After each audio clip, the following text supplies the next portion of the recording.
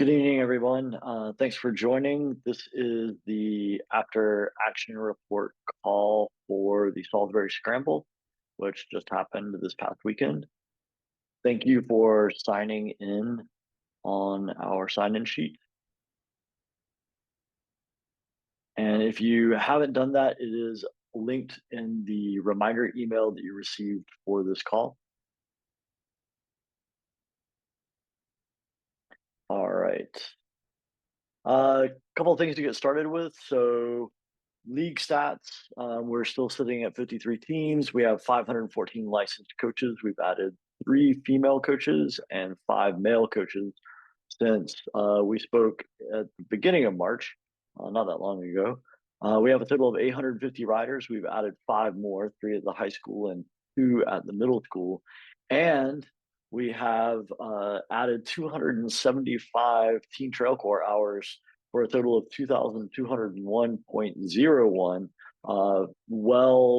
on our way to our 3,000 trail work hour goal for this season, and just in time for the beginning of our NCITL Trail Work Week. Our goal this week is to get 1,000 hours, and I think we're well on our way. I've seen teams posting things. I would say if you're like my team and you're planning on a work day on Saturday, the weather's not looking great. So at least getting 1 hour for all of your student athletes, just heading to the local trail and maybe doing an hour's worth of cleanup. That would be a great way of getting involved. And remember that all student athletes who do 1 hour of trail work during trail week are eligible for that badge. The trail awards, trail week awards, all of that needs to be reported by Sunday, March 31st at 11:59 p.m. In order for it to count for trail week awards. And then category petitions, those are going to be due Friday, the 29th of March at 11:59 p.m. for the upcoming race at Anglers Ridge in Danville, Virginia. The Danville Dash registration is going to close Sunday, March 31st at 11:59 p.m. And that race event number 3 at Anglers Ridge in Danville, Virginia is going to be on April 6th and 7th. All right, into the main topics for this evening. So 2 things that we have received some emails about and wanting additional clarification. So there were team penalties that were levied for violations of course crossing, so crossing on the blue, over or under the blue tape. And just to kind of reiterate, this is a big risk management issue for our student athlete safety, and we want to make sure that the blue tape is respected. And so those team penalties are levied using the same schedule that is applied for walking on course. So first offense is 25 points, team points, second offense is 50, third offense is 100.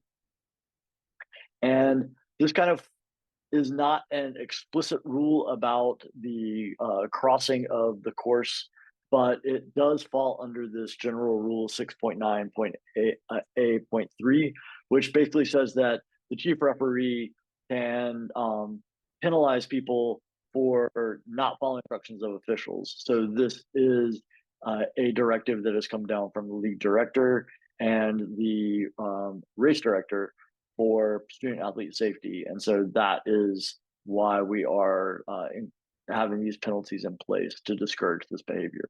Another thing that was noticeable at the Salisbury race was a lot more dogs than I've seen at a race before. And so that noticeable increase, there were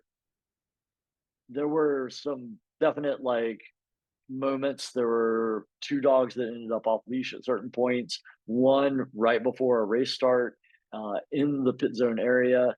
So I just ask that you talk with parents and student athletes and really consider the safety and the risk management implications of the increasing number of dogs at events, and kind of, use really conservative judgment about whether or not to bring your dog, especially given if there's an increase in dogs. And just so that everyone's aware, the pet policy, as it's stated in our rule book, um, the kind of short version is if dogs are allowed by the venue manager, then they have to be on a leash that is no longer than 6 feet, and it cannot be a retractable leash. It must be a hard leash, and they have to be on leash at all times, and they have to be at least 50 feet away from any portion of the race course at all times. This presented some definite logistical issues with Salisbury because there's no real way into the venue without crossing the course. So that presents a lot of issues with dogs. And the big thing is that owners who can't control their dog in accordance with this policy, they can be asked to leave. And then if they don't adhere to the policy, it can result in being suspended from the league. And that's league director's discretion. All right. Are there any questions or concerns about those two things that were kind of front of mind from Salisbury?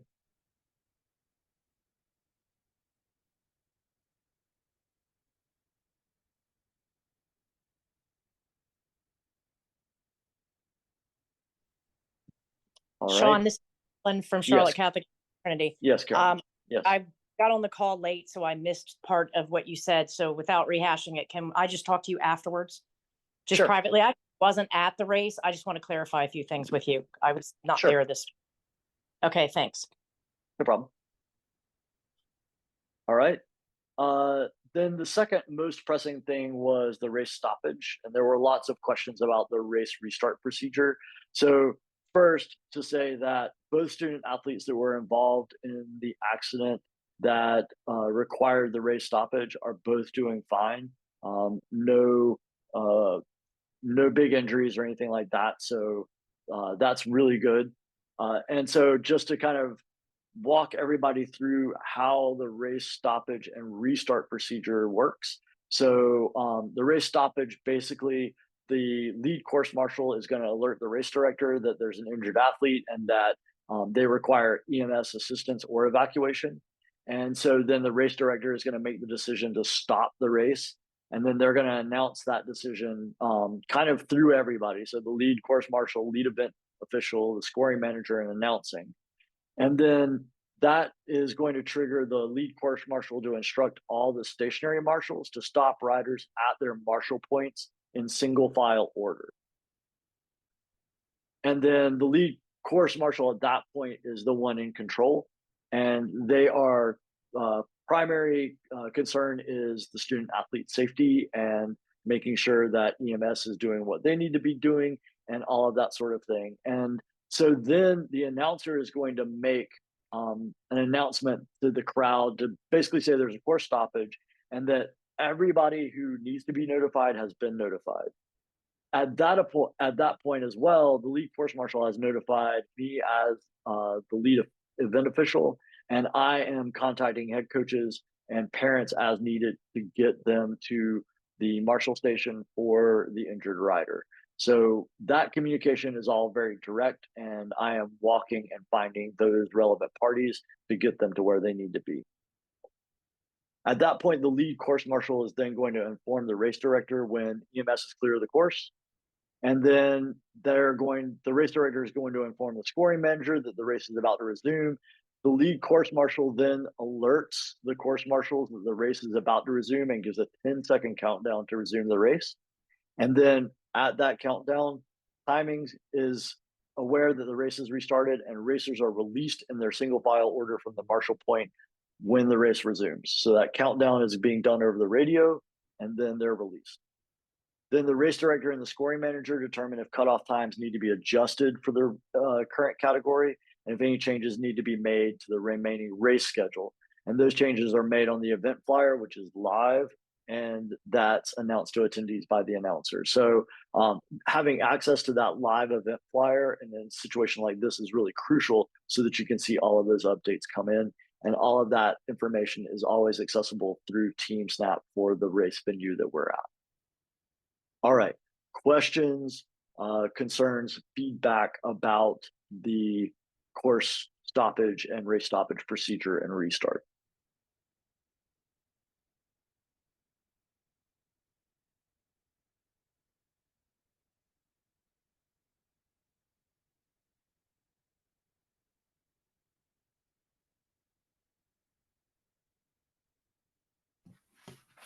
Hey, Sean?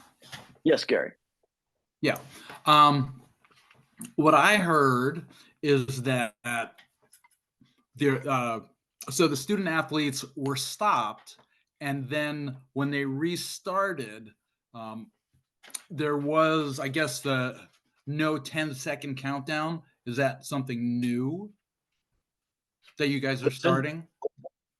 There was a 10-second countdown that was over the radio. Okay. Because what my daughter told me is that a bunch of student athletes caught up to the lead racer, or at least it was in a group, Mhm. and so he lost, time, or the gap that he created, and then the course marshal just said go, and he wasn't ready. A lot of people, people weren't prepared for all of a Okay. sudden, and so he lost, some time as well. So Okay. So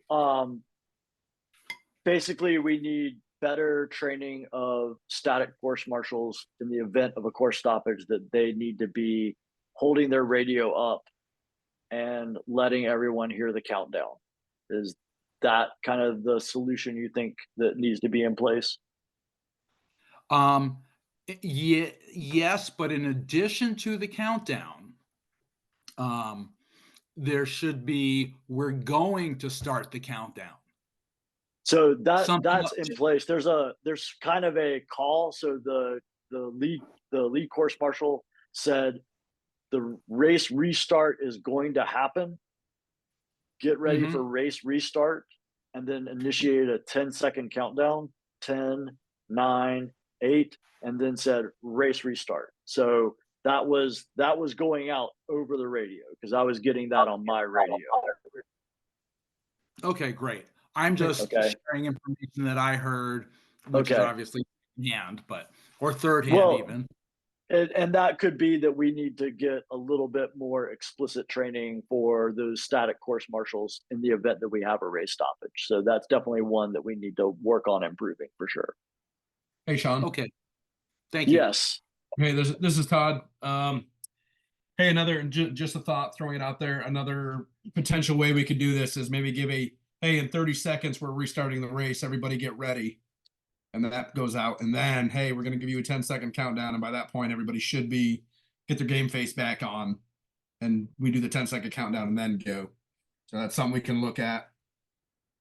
So add a 30-second Warning. warning before 10-second countdown on race restart after course stoppage. All right. Hey, Sean, this is Ben Harbor. Yes, Ben. Some of the feedback that I heard from some students on our team and other teams were there were students that bypassed a standing course marshal, not understanding that there was a line of single file stopped students that Okay. continued to the next stop for a course marshal. Okay. So team education on, if you're told to stop, get in single file line, because I'm sure in the rule book there is a penalty for bypassing a race stop. All right. So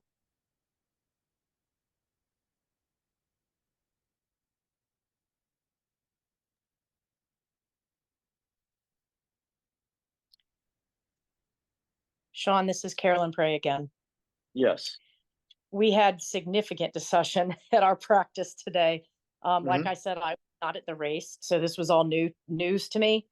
I didn't hear from them that kids on purpose went past the court marshals. It sounded to me like my kids were saying, like, some of them weren't stopped in time and they went past, and because of where they were, they went a lot further, so they got kind of free time. And then Yep. I'm not quite sure how this worked, but they said something about 13 minutes was subtracted or something, and it got subtracted from kids that got that advantage. So they ended up having a super fast second lap or something.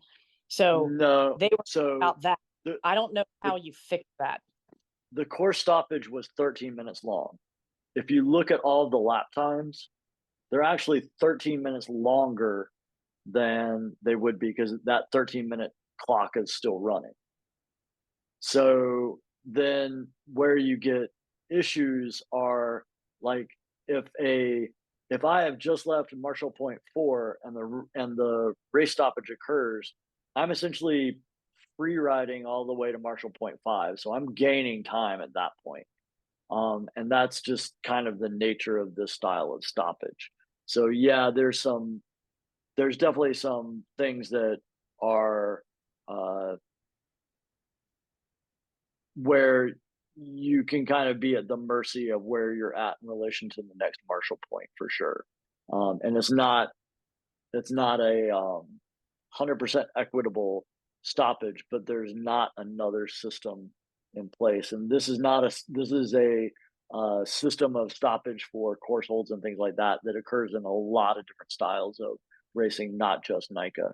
So one coach, and actually a coach on your team, likened it to Formula One, where safety car comes out and everybody just piles up behind, so all of those time differentials go away. And Right. now you have that situation where someone who was way back now is right on the tail of the person in front of them and can pass them. So yeah, not a great situation. And realistically, the not a great situation part really comes from the fact that two riders were injured to the point to where we had to do a course stoppage in order to evacuate them off course. So that is sort of the big thing that we need to keep front of mind, is that this occurred because of an injury. And some of the feedback that I got was parents kind of yelling at people to pull the kids off the course so that they didn't get in the way of the race. And that is something wow. that we definitely want to educate our parents around, is that all of our first concerns is student athlete safety. Okay. So if there's a crash, then realistically, what people should be doing is stopping any riders who are coming to the crash site so they don't contribute to injuries or get injured themselves, and then let EMS do their thing. And then we get the course clear and then we start again. It's that spirit of fair play and fair competition that we want to instill in everybody involved with us. Yeah, hopefully that wasn't anybody on my team, because that's terrible. But I didn't hear anything like that from my kids. They knew why the race was stopped, and I didn't hear any negative feedback in terms of, why was the race stopped, or I think they were more like, hey, that's not fair. They didn't get stopped and went past, and they got all that free time. And and I was trying to explain to them, well, luck of the draw, you're just going to have to get in line and do that. But we had 20 minutes of practice today talking about this. But so anyways, of course it happens to be the one race I'm not at. All of this stuff went on. So anyways, okay, thank you for clarifying. Yeah, no problem. Other feedback, questions about the course stoppage specifically, before I get into just other general feedback?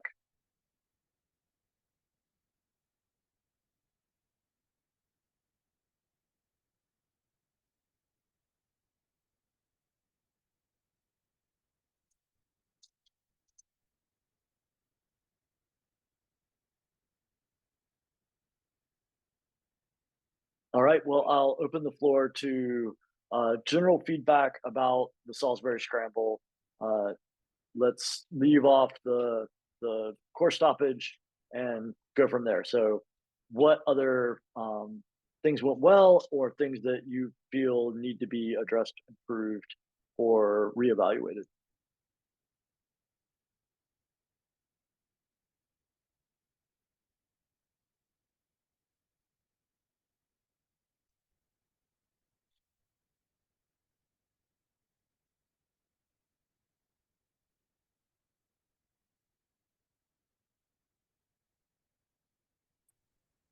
I guess nobody else is saying anything. I'll say something, Sean. Okay, Joseph. I did appreciate the flip flop of the start finish. I thought that worked out pretty well. And it kept you from getting locked into pit zone when multi-lap races were on. I felt that there was good access to the warm-up area and particularly the gravel road for the student athletes. And I appreciate you guys being flexible and looking at that. I don't know when that decision was made, whether it was Friday or Saturday, but I think that was the right call. I believe that call to flip flop the start finish was Friday, because when I got there Saturday, that was already in place. Let's see, we have one question regarding wristbands, three-part question. And so I will turn this over to Shell and Brian. So the question is, could you please explain the reason for the wristbands? Number two, are student athletes required to wear wristbands when racing? Number three, if so, why is that not being enforced? 2 of 5 athletes in just the front row in the male varsity race did not have bands. Yeah, I'll take that, Sean. So we're doing wristbands because we are requiring all student athletes who are attending our events for the weekend, no matter what they're doing, racing or doing an adventure ride or team truck or work, some way to visibly identify them as being registered and there for that event. I suspect we can do maybe a better job of enforcement, and they are required during the race. We'll think about that for Danville. We just need to think through the enforcement of it. You know, part of it is we know if they're in the chute and have a race plate, they're also registered for the race. So maybe it's not necessary. We can talk about if we need to have them on for the race or not. So yeah, it's new. We're learning, but that's why, you know, there are some student athletes that are there and not racing. We just want to make sure they're registered for the race or event rather. All right. So race plates were a lot more visible, according to scoring volunteers, and part of that was that in the start chute, myself, Todd Lester, and Ben Harbor were all sort of trying to reconfigure kids' plates to get them much more visible. So a couple of do's or don'ts, let's say don'ts, for plates. Zip tying them tightly to the bars is what is causing them to flip up and become horizontal and unreadable. So when you are putting them on, they need to be usually kind of put on the brake cable, brake housing, and then lower down on the front brake housing so that they're held on by 3 points. We were trying to adjust those on the fly. With the ones that were zip tied, when we would see them wrong as they were coming into the chute, they would be flipped up. There wasn't anything we could do to get them back down. And some of them they required so much work, we just couldn't do a great job with the time that we had in the start chute. So that's something that I'm going to ask that you be really, really aware of when you are lining your students up. Like, make sure that all of their plates are put on correctly and that they're going to be visible. You know, having them tightly secured to the bars, it just ends up putting them at an angle, and then the faster they ride, the more they just ride up like this. So make sure that we want race plates to be facing like that. And All to right. use twist ties versus plastic zip ties. Yeah, zip ties we can't do anything about, but twist ties we can readjust if need be. So using those twist ties, that's the better way to go. All right, Matt Bush, I see that you have your hand up. Yeah, just a comment regarding the wristbands, back to the wristband issue. We've been trying to, because it's new this season, right? We've been trying to educate our students about how they're required to wear, and we've got pretty good compliance with it. The one issue we've had a couple of times is people get their wristband on Saturday and then they show up on Sunday and say, I don't know what happened to it. It hasn't been an issue for us thus far because there's always a couple of students that pay and don't show up. So we've had a couple of extras in our bag. But is there a policy for replacement for people that have lost a wristband or broken one? Yes, have them come by the registration table, and Heike Biller will be able to get them sorted out. Okay, great. Thanks. She has a master list of everybody who's registered, so they just give her their name. She can look them up and then hand them another band. we have extras, so Yeah, so far we have plenty of extras. I would love to think we could get all 850 student athletes in this league to come to an event, and parking would probably have a heart attack. But yeah, so far we have extras, Matt. So thanks for asking the question. Hey, this is Lasse. I'm sorry, I can't raise my hand. I'm driving. One question to wristbands. Is it okay if it sits on the bike?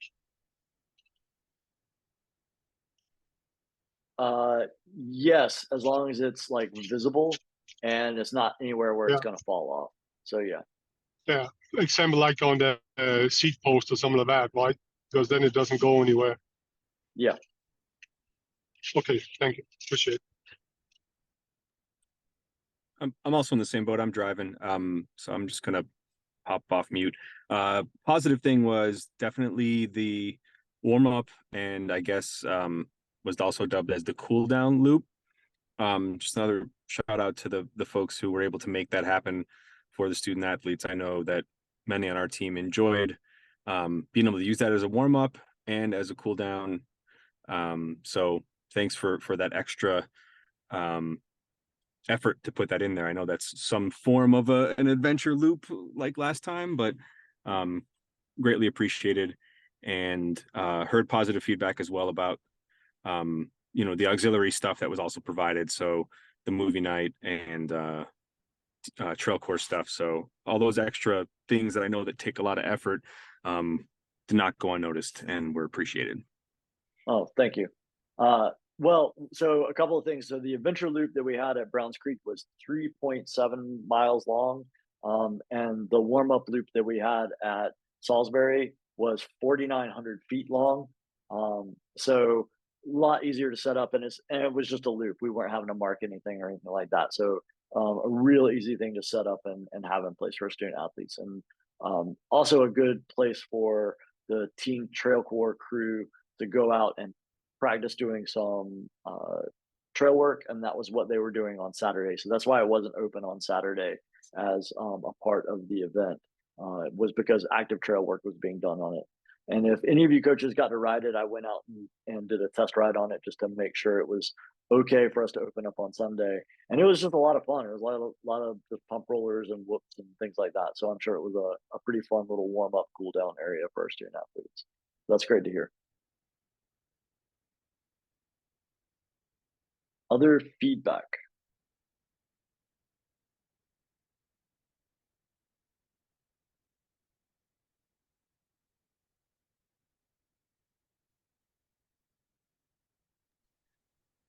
This is Chris again, popping off of Yes. mute. Still driving. One question that came to mind that a couple folks brought up was there or what was the reason for a cutoff for the movie night? So because some people were thinking they can sign up, they didn't. I understand people don't read emails. I get it, but was there some reason for the cap on movie night versus opening it up to a larger audience? Supervision. So how many? That's what I figured. how many adolescents can a handful of people manage and supervise, because a lot of times they would just come on their own, and so we're sort of like having to be there and responsible. So that's what it is. Like, let's just keep this manageable so that we don't have 500 kids and 6 people to kind of manage all of that. Okay, And I would thanks. say that would be one of those kind of messages to parents, is like, I know a lot of emails are coming out and there's a lot of information, but a lot of those things are carrying a lot of important information for your student athletes, and so kind of reading that stuff in as promptly is going to help alleviate issues weekend of. I'll tack something on to the end of that too, Sean, is that we were packing up all of the Adventure Teen Trail Corps and Grit area in order to set up that movie night. And the kids can probably tell you, we were just getting it finished set up as they were arriving. And then to clean up all of that, the volunteers, the staff that stayed and helped with the movie night, were doing that until about 10 o'clock or later. So then getting up again at 5:36 in the morning, that's just a lot. So the more people are, the more time it takes to do those things. Yeah, and that's I kind of figured that was the case. This is Chris again. Part of what I wanted to hear was confirmation that it takes a lot of work, and that if folks want to have, more essays show up to something like that, or to continue to be able to have that, then maybe part of the solution is to get some folks to sign up and chip in and pitch in to help with that. So, and I'm happy to communicate that to parents who might ask, hey, what about this? I could say, then, you can talk to the folks organizing and see if you can chip in and help out, and they may be willing to. So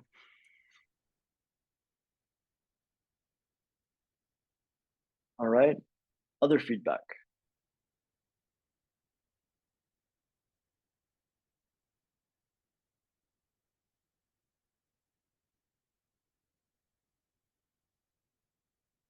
So great rendition of the national anthem. And we have more races that we'd love to have more student athletes leading our league in the national anthem.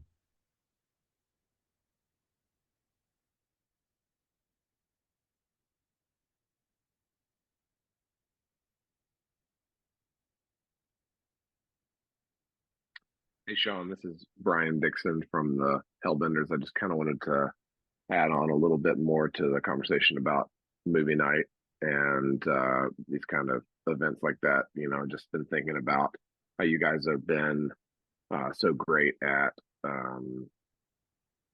pushing, more service oriented stuff with the student athletes and, all the work with Team Trail Corps and everything. I feel like we should be able to start integrating them into, for instance, helping to clean up their own movie night and that kind of thing. I know that's not as much fun, but they got plenty of energy. So just a thought. Okay. So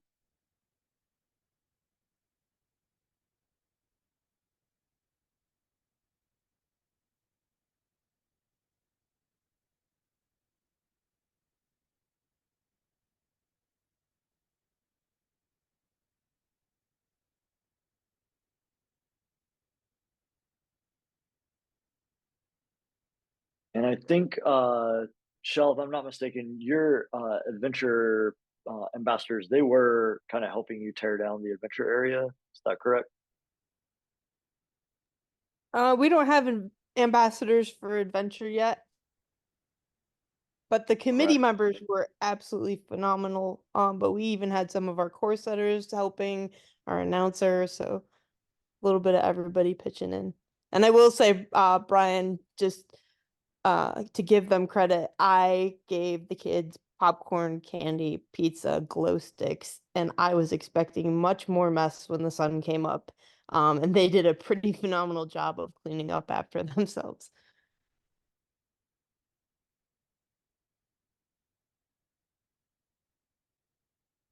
All right. Other feedback.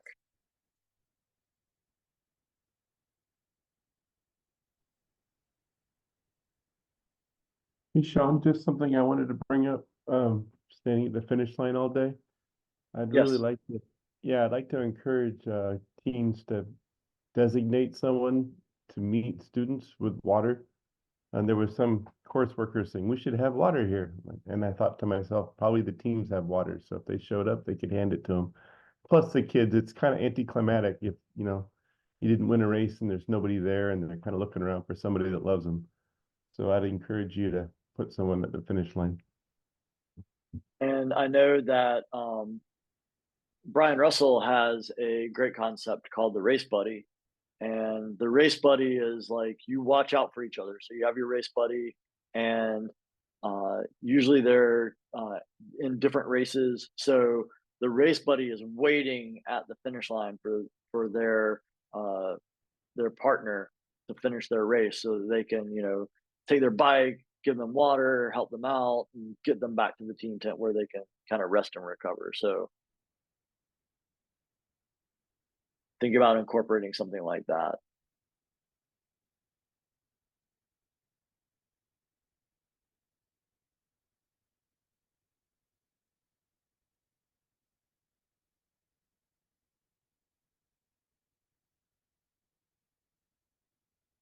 All right.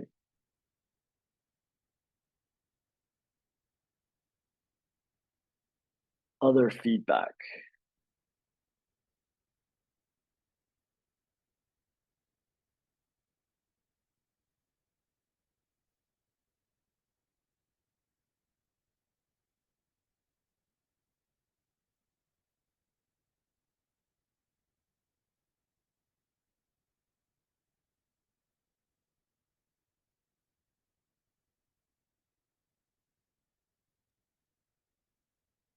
Hey, Sean, can we order the same weather for next time?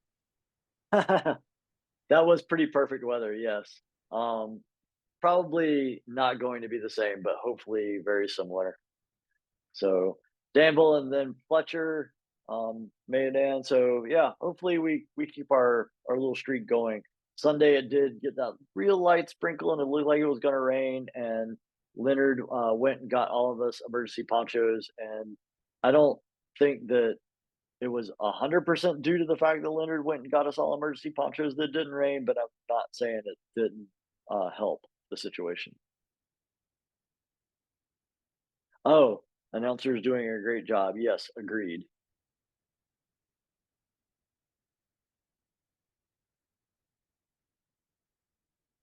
And he even pronounced Watauga correctly this time. So Cabarrus will be next.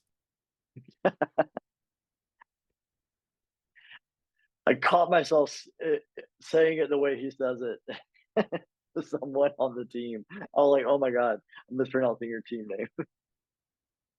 I think All he right. was hungry and wanted Italian at that point.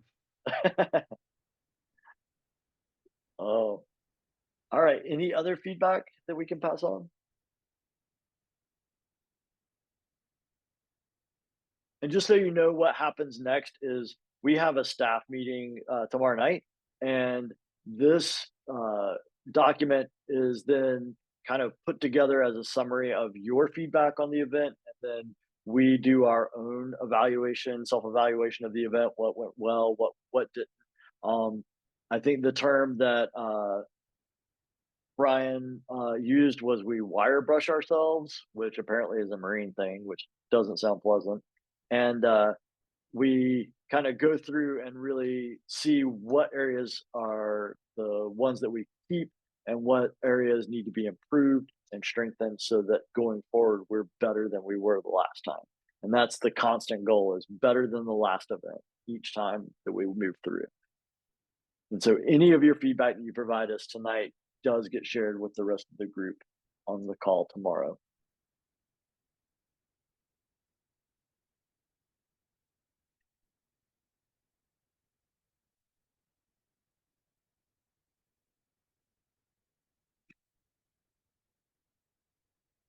All right, if that is all, then thank you very much for your time this evening.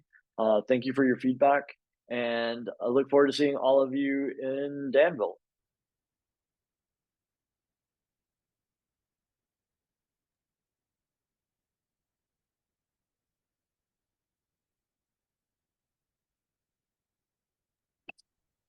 Sean, do you have a minute after everybody else is off? I do.